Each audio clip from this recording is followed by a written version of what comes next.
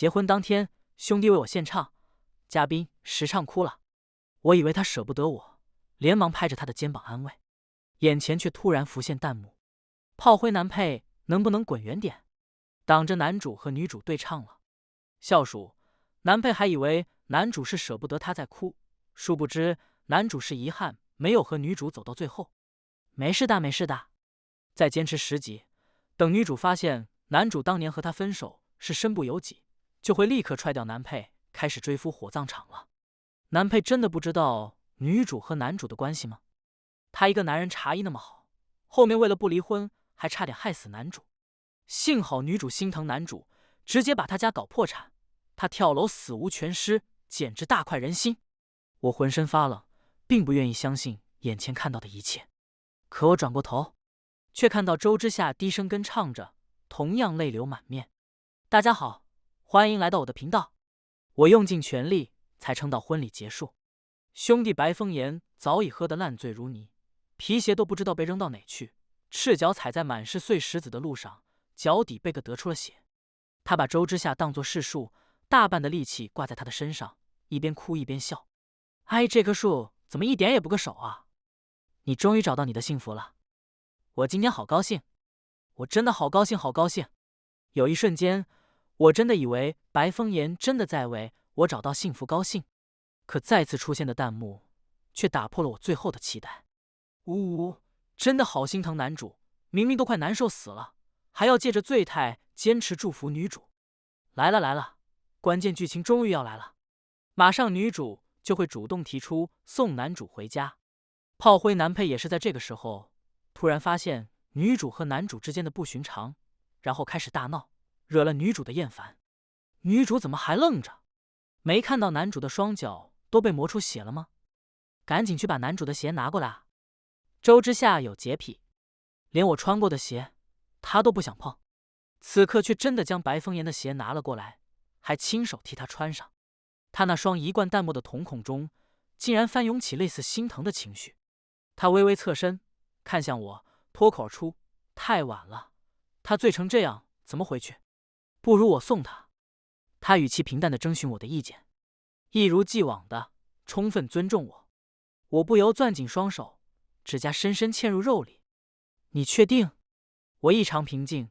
周之夏，今天是我们的新婚之夜，我可以找其他朋友送白风岩回去。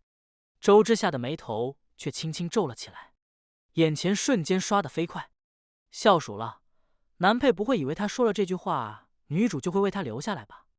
他的新婚之夜很重要吗？男主现在醉成这个样子，女主怎么放心？坐等女主狠狠拒绝。男配打脸发疯，有他的衬托，才更加凸显我们男主的可怜可爱。周之夏眼中闪过一抹挣扎之色，短暂的沉默后，他还是选择了向我承诺：我会尽快回来。他转身就走，我却扯起嘴角，露出一抹嗤笑。等等！周之夏近乎不耐烦地转过头，我已经说了，我会尽快回来。我压下心口处窒息般的疼痛，双手攥紧，将车钥匙扔给他，开我的车。周之夏皱眉，正要拒绝，我淡淡补充：他坐我的车，不晕车。周之夏沉默一瞬，一把抓过了车钥匙。上车前，他摇下车窗，等我。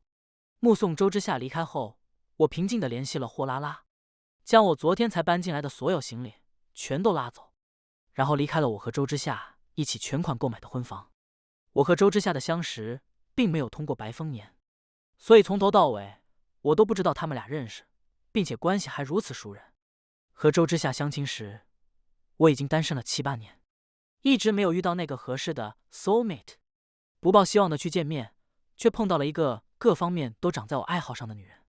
她有优越的家庭条件，出色的外貌长相，唯一的缺点就是过于理性，以至于有时候显得好像很冷漠。可她对待所有人都是如此，哪怕是她自己。和周之夏认识1个月后，约会完我送她回家，我们意外遇到了抢劫，绑匪用刀子横在她的脖子上，她都能理智的与绑匪周旋。你现在走，我可以不报警，但你只有1个人，我可以拼了命的把你按住，换取他去报警的时间。离这里不超过200米的地方就有一个警局，绑匪气红了眼，并不走寻常路，他抄起刀子就朝周之夏狠狠捅去。那一瞬间，我什么都没想，只是不想让周之夏受伤。于是我冲上前抱住绑匪，那一刀狠狠地扎进我的后背，巨大的疼痛感让我忍不住大口呼吸。周之夏立刻扶住我，他冷静地打了110和120，然后用衣服按住我不断涌出的血，只问了我一句话：为什么不走？我说：周之夏，我想当你男朋友。周之夏罕见地顿了一瞬，然后他轻轻皱起眉头。可我不知道应该怎么去爱一个人。我知道怎么去爱你就够了。我就这样奋不顾身地一头栽进了周之夏的世界。我和他恋爱了。如他所说，他的确不知道该怎么去爱一个人，可他却在努力地为我学习，学着在纪念日送我玫瑰，学着准时准点接送我上下班，学着为我下厨。我以为只要他肯为我学，就代表他是爱我的，却从未想过，原来和我在一起，他模仿别人爱人的样子，并不代表他是真的爱上了我。从弹幕里我得知，周之夏和白风言是高中同学，他们曾早恋过3年。高中毕业时，白风言由于母亲突患癌症休学回家，却没想到回家后，他那总是醉酒家暴的爸为了留住他，直接撕了他的档案袋。他前途尽毁，未来无望，只能含泪跟周之夏提了分手。他说他不想陪他长大，他遇到了更加合适的女孩子，决定跟她结婚。于是从那天开始，周之夏收敛曾经的模样，变得沉默寡言，冷静理性。他顺利考入清北，读完大学，和人合伙创业，人生一路坦途。要不是狗男配横插一脚，女主和男主早在1年前重逢那次就和好了。当时男配还假大方，说什么让他们俩好好相处，殊不知两人连对方身上有几颗痣都一清二楚。呜呜，真的好心疼男主，身世如此凄惨可怜，愣是凭借着自己闯出了一条血路。先是送走了得癌症的妈，然后又把家暴的爸熬进了监狱，一无所有还能重新开始。再次考入大学，简直不要太自立自强，和女主妥妥双强。U1S1 男配都有什么啊？不就家里有点臭钱吗？不就是常青藤名校毕业吗？还不是得给我们男主提鞋作陪？不过男配怎么没按剧情走？他不是应该和女主狠狠吵一架，让女主意识到男主的温柔，男主的好吗？你懂什么？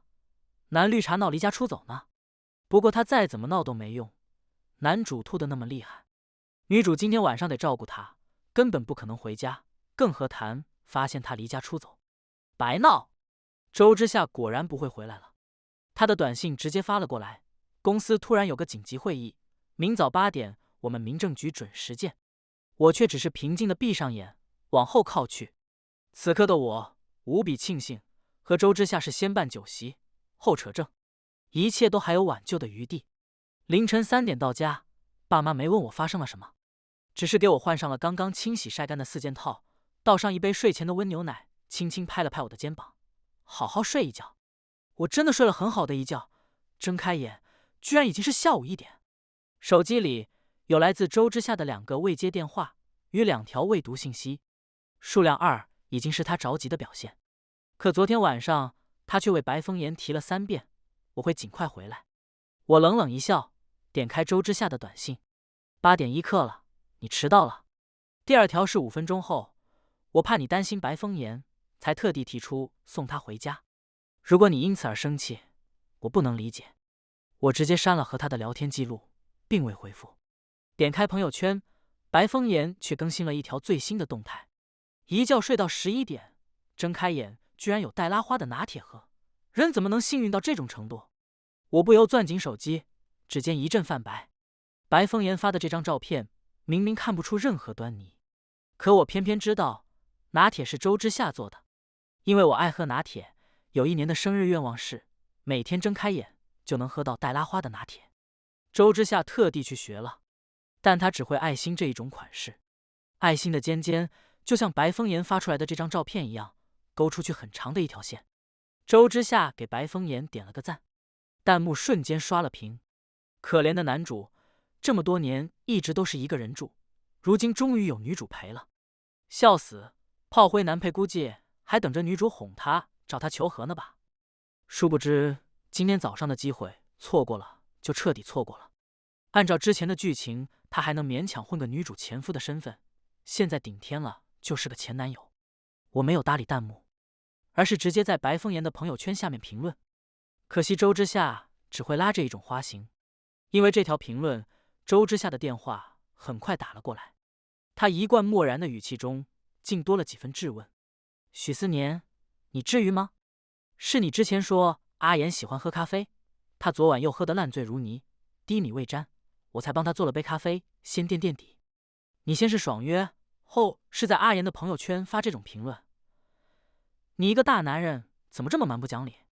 我闭上双眼，深吸一口气，压下心头猛窜的怒火。谁知正要开口时，周之夏的手机直接被白风言抢了过去。他略有埋怨：“之夏，你别这么跟老许说话，都是我的错，我昨天晚上不该喝那么多，打扰了你们的新婚夜。”他的声音由远及近，在电话那头响起来，满是担忧。老许，你别生气，也别怪周之夏。说着，他吐出一口浊气，声音变得更低几分，近乎沙哑。你别误会我们，我可以跟你发誓，我们之间什么事儿都没有。周之夏真的很爱你。他用一种熟忍至极的语气说着，如果不是真心喜欢，他不可能跟你在一起那么久，也不可能跟你踏入婚姻。白风言的声音到此刻戛然而止，话筒里响起沙沙的玛萨声。周之夏似乎又把手机抢了过去，可在他匆忙挂断电话的前一秒，我还是听到他压抑的一声痛苦低问：“白风言，你是这么想的？”手机里只剩下嘟嘟的忙音，胸口处憋闷的难受无处可泄，汹涌而起。我近乎茫然地看着逐渐暗下去的屏幕。KSWL， 谁懂男主这隐忍的汹涌爱意？我要磕疯了！女主还不是被自己深爱的男人误会自己深爱另一个男人，这谁能忍？女主你别忍了，快对男主坦白啊！男配真要傻眼了，自己巴巴的离家出走，还专门跑到男主的评论区发疯，以为这样就能博得女主的注意力，殊不知女主现在满脑子都是男配，哪可能再理他？笑死了！男配还以为自己对女主有多重要呢，结果女主到现在都根本没发现他离家出走。我收回视线，突然扯起嘴角，嗤的一笑。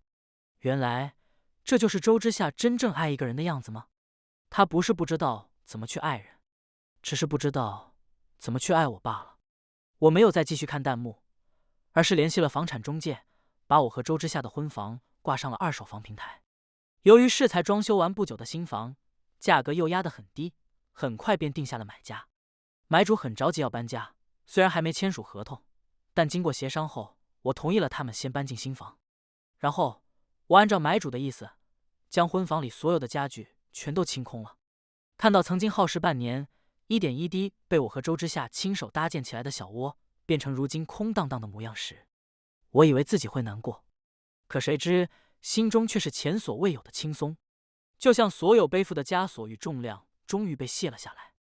那个只是学着爱我的女人，我也终于可以彻底放下了。此后几日，我没再联系过周之夏，可却始终从白风言的朋友圈里发现一些属于他的踪迹。他们一起去打卡了情侣网红火锅店，一起回到了高中校园，甚至一起去完成了一场年少时约定好的旅行。等到他们旅行完回来，房子的买卖合同我已经找律师拟好，只需要周之夏签一个字，就能彻底切割掉我和他之间的所有联系。所以久违的，我主动给他打了个电话，弹幕立刻就炸开了。快看快看，男配终于忍不住了，要找女主了！笑死，他现在找女主还有个屁用啊！女主和男主就差捅破最后一层窗户纸了，男配还巴巴的等女主回来哄自己，家都被偷了。可不是嘛，为了刺激女主，还搞什么卖房子的戏码，以为这样女主就会着急。瓜子和花生已经准备好了，坐等男配借卖房大闹，闹得越大越好，越泼妇越好，这样才更能衬托我们男主的温柔善良纯粹，给他和女主的关系再添最后一把火。激动，男主和女主终于要修成正果了。电话通了，没等我开口，周之夏已然率先出声：“不生气了。”我眼中闪过一抹嘲讽之色。原来这么久，周之夏都在等我主动破冰，甚至主动道歉。我的确不生气，可却是因为我已经不在乎了。我平静的开口：“见一面吧，周之夏。”电话那头，周之夏静默一瞬，紧接着喉间溢出一丝低笑，云淡风轻：“知道了，晚上我会回来。”“你不用回来。”我婉拒道，“我们在外面见面就好。”周之夏一顿：“为什么？”犹豫一瞬，我还是打算晚上见面时再说卖房的事，于是含糊带过，不太方便。毕竟那对小情侣已经搬进了新房，再进去谈事确实不太合适了。只是我没想到，周之夏竟会在傍晚时回婚房。我订了一家川菜馆，将地址发给周之夏后，便去忙创业的事情。等忙完之后，再看手机，他在半个小时前给我发了条信息：晚上阿言会和我们一起吃饭。不管怎么说，你们是兄弟，这件事又的确是你误会了他。你跟他好好道个歉，就算过去了，今后我们俩照样过好自己的日子，你们也依然是最好的朋友。对了，阿言吃不了辣，川菜馆就算了，他主动提出要去我们家炒几个菜，你下班回来时路过菜市场，把这些菜买回来。周之夏给我发了一堆菜品，海鲜占大多数。我知道白风言喜欢吃海鲜，却没想到周之夏居然忘记了我海鲜过敏。将那一长串的消息直接忽略后，我正打算打电话给周之夏，阻止他回去，手机铃声却突然炸开。按下接通，周之夏压抑着怒火，朝我低吼道：“许思年，你有朋友搬进我们的婚房住，为什么不过问我的意见？这可是我们的婚房，你怎么能随随便便让情侣搬进来？”我匆忙挂断电话，我马上过来。赶到现场时，周之夏沉着脸和白风言并肩而立，买房的一对小情侣堵在门口，张牙舞爪。视线下移，男生只穿了一条短裤，有一半甚至没有拉上去，女生则随便套了件睡衣，脸上还留着暧昧的红晕。看到我的瞬间，他们立刻朝我跑来：“许先生，到底是怎么回事？你卖房的事情没告诉你妻子吗？这合适吗？钱我们已经打过去了，你要是现在不认，那是要赔违约金的。反正我们已经报警了，今天这事儿必须拉扯清楚。”我连声道歉，安抚好这对小情侣的情绪后，才走向周之夏。没等我说话，周之夏已经沉着脸，咬牙切齿：“许思年，你想让你朋友借住，我没意见，但你是不是应该提前说一声？你知道你这对朋友在我们的婚房里干什么吗？”我推门而入的时候，他们居然在沙发上。周之夏猛然一停，深吸一口气，将千言万语吞回腹中。白风言却脸色难看的继续说：“老许，不管怎么说，这都是你和之夏的婚房，你的两个朋友居然在你们的婚房里公然做那种事情，确实有点不太合适了。”看着两人青一阵白一阵的表情，我不由扑哧一声笑了。难怪小情侣这么生气，原来是这两人看了不该看的东西。你还笑？周之夏难以置信地看向我，你不觉得自己该给我一个解释吗？我连忙收起笑意，从包里拿出那份准备已久的房屋买卖协议。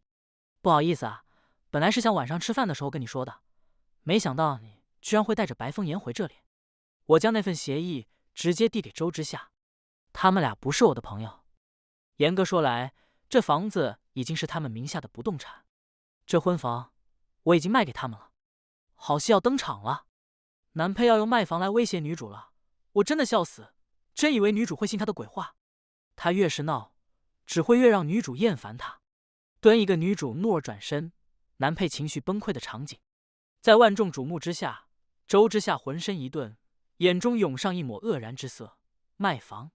我正要开口解释，他已经抽走那份合同，随手扔向一旁，纸张飞舞，散落满地。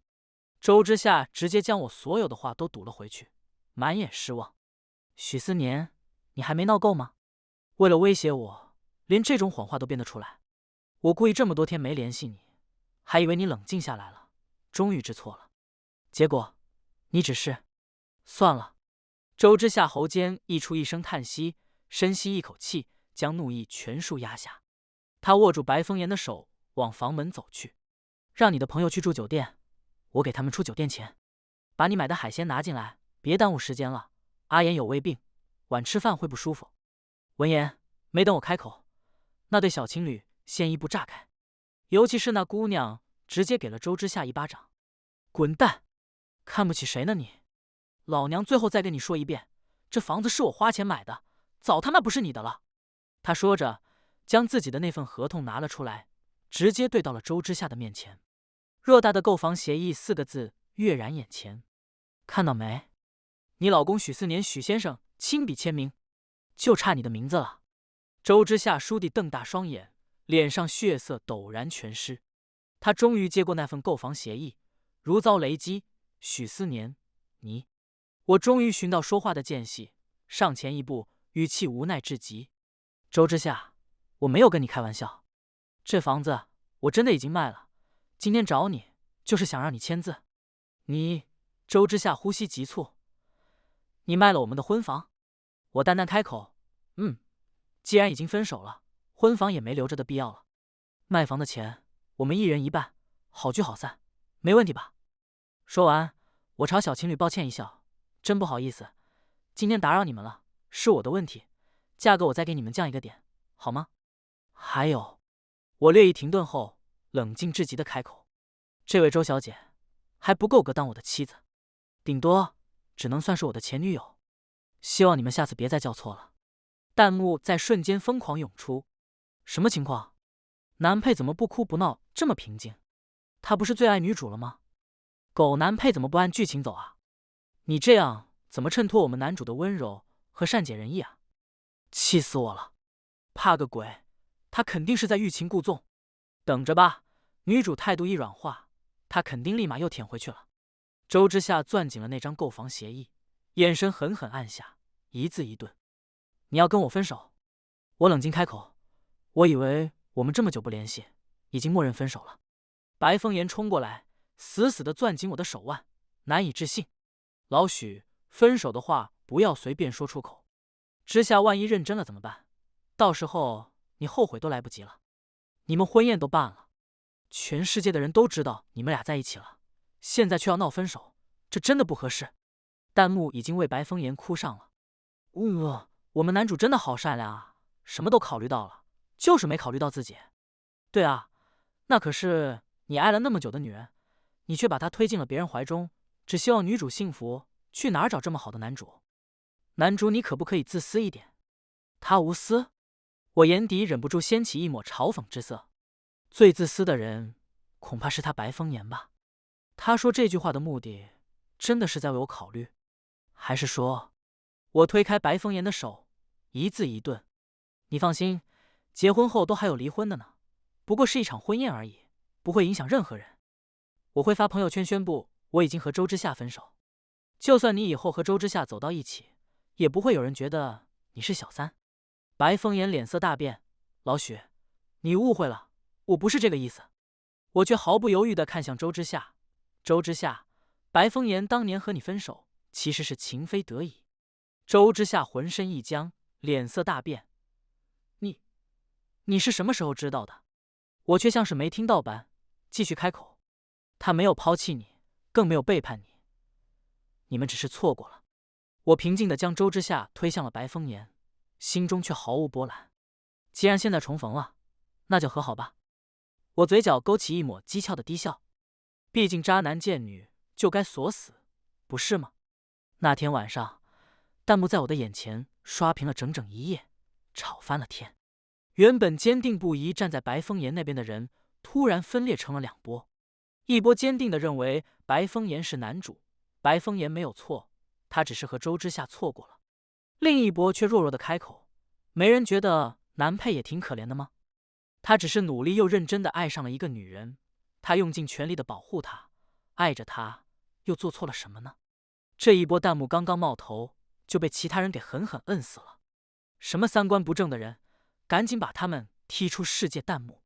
要不是因为男配，男女主之间也不至于多耽误这么多年，好吗？男配这个贱人，这招欲擒故纵玩得真是妙，能不能积点口德？男配这波虽然没有大吵大闹，但也算是成全了男主和女主，还帮他们解开了误会。坐等男女主彻夜长谈，从此以后余生只剩幸福。我磕的 CP 终于修成正果了，开心。等等，你们先别激动，女主怎么没留下来陪男主？她这是开车要去哪儿？砰砰砰，剧烈的敲门声骤然响起，将我的思绪拉回。我踏着拖鞋拉开房门，周之夏那张略显苍白狼狈的脸就这么突如其来出现在眼前。我以为那会是我和周之夏的最后一次见面，所以现在看到他，我不由轻轻皱起眉头，满脸不解。你来干什么？购房合同在你手里，你签了字，直接寄到原先那套房子就好。其他的手续办好后，我会把钱打到你的账户上的。我语气平淡，我们之间好像没什么再见面的必要。谁知我话尚未说完，周之夏竟直接扑上来，抱住我的腰。他抱着我，抱得很紧，像是要将我狠狠嵌入自己的身体里面。周之夏急促的呼吸声就这样在耳边炸开。我皱眉抵住他，想要将他推开之际，他终于轻声开口：“许思年，我没同意分手。”弹幕满屏的问号，一如此刻我心中的感受。见我沉默不言，周之夏将我更紧的抱住，声音仿佛都已经哽咽：“许思年，我们已经办了婚礼，全世界的人都见证了我们的幸福。你现在突然跟我提什么分手，我不可能同意。”他深吸一口气，压下心中复杂情绪，深深地望向我。那套婚房不卖了，违约金我全出，里面那些我们一起买的家具，我也会照原样一样样的全部重新买回来。我们还是和以前一样，什么都不变，行吗？他那向来冷静理智的语气中，竟多了几分小心翼翼。周之夏好像因为我有点变了，可已经太晚了。我用了些力气，将他狠狠地推了出去。周之夏没站稳，竟直接跌坐在地，满脸愕然，似乎没有想到有朝一日我竟会这样对他拒于千里之外。黑暗中，我甚至居高临下地看着他，语气冷淡：“晚了。周之夏，已经卖了的东西，就算重新买回来一模一样的，也终究不是从前的那个了。早在你选择白风岩的那天开始，我们之间就已经彻底结束了。”我将房门大打开来，侧身送客：“周之夏，你走吧，我们别再见面了。”那晚，周之夏失魂落魄的离开后，我直接发了一条朋友圈，宣布我和周之夏已经分手。万万没想到，我居然突然被陌生人拉进了一个群。那个群是周之夏和白风岩的高中同学群。我看了，这个群里没有周之夏，却有白风岩。我瞬间就猜到了将我拉进群里的人是谁，于是嘴角勾起一抹冷笑。我扭头就把周之夏拉了进来。群里似乎无人察觉，仍然议论得热火朝天。听说周之夏和她后面那个男朋友离婚了，离得好，离得妙。那男人真不知道有什么好的，长得不如白风岩的1/10，也不知道周校花看上他哪一点了。如果不是他在中间横插一脚，周之夏女神估计早就和白风岩男神和好了吧。平白无故耽误了这么多年，现在终于可以有情人终成眷属。我反手就艾特了白风岩，感谢白同学拉我进你们的高中校友群，给我一个祝福你的机会。然后我同时艾特了白风岩和周之夏，白风岩@周之夏，恭喜二位有情人终成眷属，祝一生一世白头偕老。那个群彻底陷入了一片死寂，聊天对话框彻底停留在我的那句话上。过了大概半个小时，群直接被解散了，而我眼前的弹幕也诡异地陷入了沉默之中。我的世界仿佛一瞬间变得安静起来，直到傍晚时，世界弹幕才重新有人开口说话。剧情好像崩坏了，男主是什么情况？拉群这个行为也太绿茶了吧！早就想说了，这么久以来，男配好像真没干什么恶心事儿，说什么破坏男女主感情，但其实男配根本不知道男女主认识、友谊、无辜。站在男配的角度考虑一下，如果你老婆在新婚夜抛下你，送你兄弟回家，彻夜未归，第二天早上还给你兄弟做咖啡，这绿帽子戴的，你能忍？忍不了一点，忍不了一点加10086。这个曾经完全站在我对立面的世界弹幕，一夜之间陡然变成了我的拥簇者，反倒让我有些不适应起来。不过，从弹幕上，我却得知了拉群事件的后续。群解散后，白风岩跑去找周之夏解释，周之夏却直接将他拒之门外。隔着一扇薄薄的门，周之夏的嗓音冷漠又平静：“白风岩，我们不是早就已经分手了吗？”白风岩脸色发白，慌张开口：“之夏，你听我解释，当年我只是不想拖累你。”周之夏却冷冷打断他：“既然已经做了选择，就不要后悔。不管结局如何，那都是你自己选的。”那天晚上，白风岩失魂落魄地离开周之夏家，自己独身一人回了出租房，却在家门口碰到他刚出狱的父亲，两人爆发了激烈争吵。忍耐了20多年的白风岩终于忍不住，用一把水果刀结束了他父亲的生命，自己却因为这一刀而被送入监狱，结束了这潦草的人生。至此，白风岩和周之夏终于走到了结局。只可惜，并不是原剧情的幸福一生，而是彻底告别。那之后，弹幕就从我的世界里消失了，周之夏却没消失。我从以前的共友嘴里听说了很多关于他的事，听说白风岩被取保候审后去找过周之夏求救，却没想到被周之夏狠狠拒绝。他把和我分手的结果全都怪在了白风岩的身上，反倒激怒了白风岩。情绪崩溃的白风岩彻底发疯，抄起一旁的板凳便朝周之夏狠狠砸去。周之夏的一条腿直接被白风岩砸废了，若不是邻居听到巨大的争吵声和周之夏的尖叫声，恐怕他连性命都保不住。周之夏截了肢，失去了他的右腿，而后还因为事情闹得太大，公司觉得他作风有问题，将他辞退。一夜之间，从天堂坠入地狱，周之夏什么都没了。可他仍然没放弃想要重新追回我的想法。我辞了原来的工作，开始自己创业，常年出差。可无论我去到哪一座城市，总能在清晨时收到一杯来自周之夏亲自制作的咖啡，以及一支红色的玫瑰花。他就这样坚持了整整1年。1年后的某个深夜，我加班到凌晨回家，在公司门口看到等在不远处的周之夏。犹豫后，我径直上前。周之夏立刻站直身体，一瘸一拐地向我走来，眼底更是涌上一抹激动之色。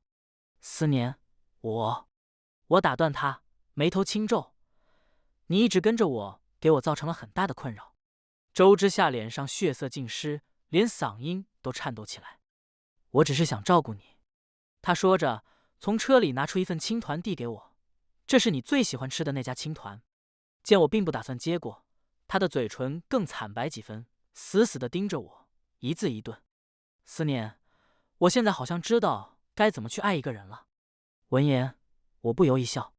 换作是从前，听到周之夏这句话，我不知道该有多快乐。毕竟，我曾经那样真切地深爱着他，也曾经期许过真的和他共度余生。可惜，现在才听到，我心里竟然没再有丝毫感觉。我很轻地哦了一声：“是吗？恭喜你。”周之夏抓住我的手，呼吸急促：“我真的学会了，思念。所以，可不可以再给我一次机会？”他双眸闪烁着，隐有哀求之色。终有一日，周之夏竟为我滴入尘埃里，可我已经不需要了。我推开了周之夏的手，平静至极：“周之夏，我们结婚那天，我问过你3遍，3遍，你的选择都是一样的。所以，既然已经做了选择，就不要后悔。不管结局如何，那都是你自己选的。”周之夏眼神巨震，恍惚间好似想到什么，踉跄着后退一步。由于腿脚不便，他直接浑身发软，狼狈地瘫坐在地上。见我居高临下的看着他，周之夏脸上涌上一抹羞愧之色，紧接着嘴角扯出一抹自嘲至极的低笑。他的手空落落地往下垂去，轻声呢喃：“是啊，不管结局如何，都是我自己选的。”我转身，没再去看周之夏那颓唐至极的身影，毫不犹豫地离开。从这天开始，周之夏终于不再出现在我的世界，我也终于和过去彻底作别，开始全新的人生。全文完，感谢您的观看，每天上新精彩故事，喜欢就订阅吧。